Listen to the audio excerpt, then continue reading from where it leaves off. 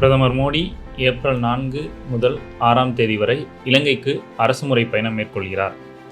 இந்நிலையில் பிரதமர் மோடியின் பயணத்தை மையப்படுத்தி அரசியல் செய்யும் திமுக, மத்திய அரசு கச்சத்தீவை மீட்க வேண்டும் என வலியுறுத்தி தீர்மானம் நிறைவேற்றியுள்ளது. இதே விஷயத்தை வலியுறுத்தி மக்களவையிலும் திமுக எம்பி டிஆர் பாலு பேசியுள்ளார். இந்நிலையில் திமுகவினரின் பேச்சுக்கு பாஜக மாநில தலைவர் அண்ணாமலை பதிலடி தந்துள்ளார். சீர்குலைந்து கிடக்கும் சட்டம் ஒழுங்கு, குழந்தைகள், பெண்களுக்கு எதிரான பாலியல் கொடுமைகள், அதிகரித்து வரும் பட்டியல் சமூக மக்களுக்கு எதிரான வன்முறைகள் என தமிழகம் இதுவரை இல்லாத மோசமான இருண்ட காலத்தில் இருக்கும்போது நாளொரு மேடை பொழுதொரு நடிப்பு என்று நாடகமாடிக்கொண்டிருக்கிறார் முதலமைச்சர் ஸ்டாலின். அவரது இன்றைய நாடகம் கச்சத்தீவு மீட்பு தீர்மானம். கடந்த 20 ஆண்டுகளில் இலங்கை அரசால் ஆயிரக்கணக்கான இந்திய மீனவர்கள் கைது செய்யப்பட்டுள்ளனர். 1000க்கும் மேற்பட்ட மீன்பிடி படகுகள் கைப்பற்றப்பட்டிருக்கின்றன. தொடர்ந்து பல துன்புறுத்தல்களுக்கு ஆளாகி வருகின்றனர்.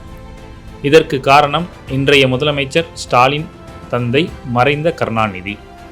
கடந்த 1974இல் தமிழக முதலமைச்சராக இருந்தபோது மத்தியில் ஆட்சியில் இருந்த காங்கிரசுடன் சேர்ந்து கச்சத்தீவு மீதான உரிமையை விட்டு கொடுத்ததுதான்.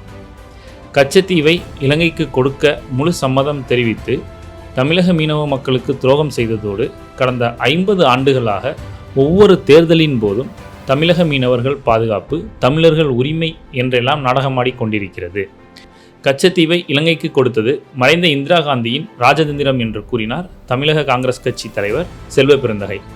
தமிழக மீனவ மக்களுக்கு செய்த துரோகம் உங்களுக்கு ராஜதந்திரமா? காங்கிரசுடன் சேர்ந்து கச்சத்தீவை இலங்கைக்கு தாரை வார்த்த பிறகு பல முறை மத்திய அரசில் பசையான அமைச்சர் பதவிகளை மட்டும் வாங்கி கொண்டு கச்சத்தீவு விவகாரத்தில் கள்ளமௌனம் மட்டுமே சாதித்து கொண்டிருந்தது திமுக. கடந்த 40 ஆண்டுகளில் மத்திய அமைச்சரவையில் பங்கு வகித்த போது கச்சத்தீவை மீட்க என்ன நடவடிக்கை எடுத்தது திமுக? இலங்கை போரின் போது திமுக நடத்திய 3 மணி நேர உண்ணாவிரதம் உள்ளிட்ட கபட நாடகங்களை மக்கள் மறந்துவிட்டார்கள் என்று ஸ்டாலின் நினைத்து கொண்டிருக்கிறார். திமுக காங்கிரஸ் கூட்டணி ஆட்சியின் போது இலங்கை இராணுவத்தால் 80க்கும் மேற்பட்ட தமிழக மீனவர்கள் கொல்லப்பட்ட போது மத்திய அமைச்சர்களாக இருந்து ஊழல் செய்வதில் மட்டுமே மும்முரமாக இருந்த திமுக தமிழக மீனவர்கள் உயிரை காப்பாற்ற எந்த நடவடிக்கையும் எடுக்கவில்லை என்பது நம் கண்முன்னே கண்ட வரலாறு. கடந்த 2014ஆம் ஆண்டு இலங்கை அரசால் தமிழக மீனவர்களுக்கு தூக்கு தண்டனை விதிக்கப்பட்ட போது அவர்களை பத்திரமாக மீட்டது பாரத பிரதமர் நரேந்திர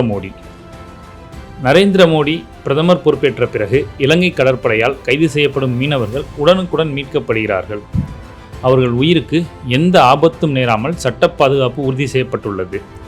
ஒட்டுமொத்த பாரத நாடும் நமது மீனவ சகோதரர்களுக்கு உறுதுணையாக நிற்கிறது.